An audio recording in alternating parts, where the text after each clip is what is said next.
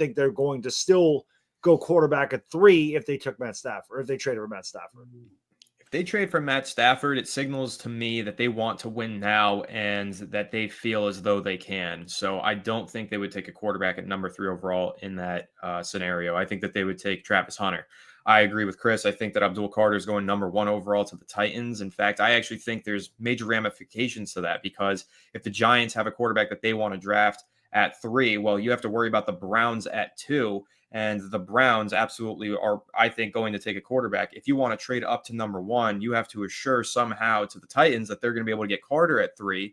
And with the Browns picking there at 2, if the Giants take the quarterback that they want at 1, they might take Carter at 2, and the Titans might not get their guy at 3. So the Giants, I think, are going to be forced to stick and pick at number 3, as badly as we might want them to trade up to 1 and get Cam Ward. I don't know if the Titans are even going to be willing to risk trading down, because they might lose out on Abdul Carter. So I think that's something that you have to think about.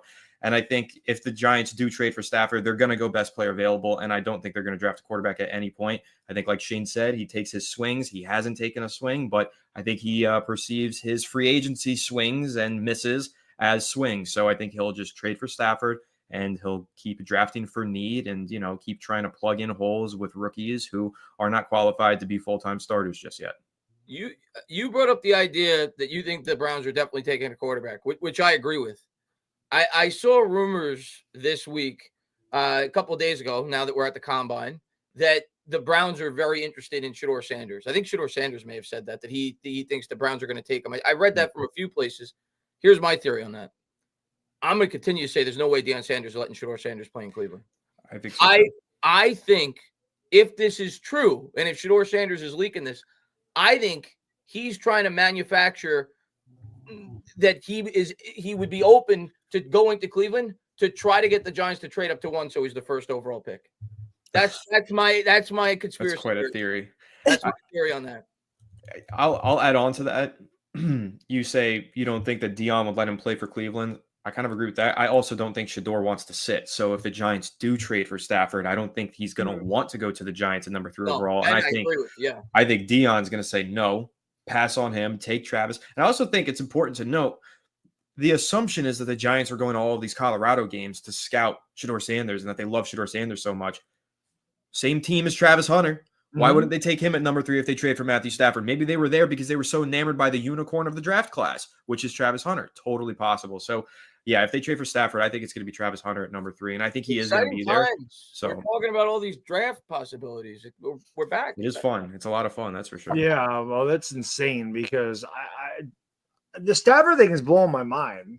Because I really feel like it is picking up a lot of steam. And again, it just doesn't make sense. This isn't like a game where they're trying to throw somebody off to staying off their guy, because why were the Giants getting a bidding war?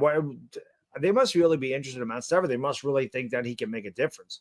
I don't think we're a quarterback away. He would obviously be better than any quarterback we've had since Eli retired. I don't think there's any question about that. But again, he's a 37-year-old guy. He's had injury problems. Our offensive line is certainly not a finished product. And but Stafford and Malik neighbors, and it might look good. And also there's obviously talk about Cooper Kupp getting released. Maybe you bring Cooper Kupp over here as well. And that way Stafford has some familiarity with one of the receivers. But I don't know what the Giants are going to do. It's a very interesting scenario. It's crazy. Adriana, what do you think the Giants would have to give up to get Matt Stafford? We probably discussed this before, but like, what is a realistic? I'm not giving up number 3. Screw that. Yeah. What is how much do you think it takes to get Stafford to the Giants? Like if they're talking with the Rams, what do you think the Rams are asking for in return? Well, I'm worried that if the Giants and the Raiders are serious bidders, that the Rams are going to take advantage of that and ask for a haul. So, I mean, I would be fine giving up a third this year and, maybe a third next year. But I'm not giving up a second round this year. I'm most certainly not giving up a first this year or next year. I'm not giving up the 34th pick. I mean, throw Jalen Hyatt in the mix. We'll take Cooper Kupp. Like, I would take the 2 of them and maybe think about, I don't know. I would be open to trading Kayvon too. I think maybe there's certain players that you could throw in as a package deal to that, but I'm not giving up anything earlier than a third rounder. And I'm afraid that that the Rams are going to try and take advantage of that. And I just hope that the Giants are smarter than that. Anthony, what do you think it takes to get him here if the Giants really want him? What do you think they're willing to give up?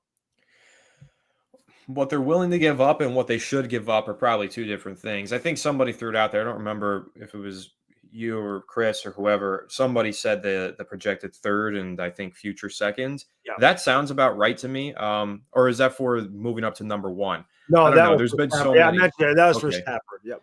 Yeah, that sounds about right. But I feel like, as Adriana just said, with the Raiders getting involved now too, it's probably going to be a second round draft pick. And I think that makes sense because when Aaron Rodgers was traded, I believe that was for a second, maybe even 2 seconds.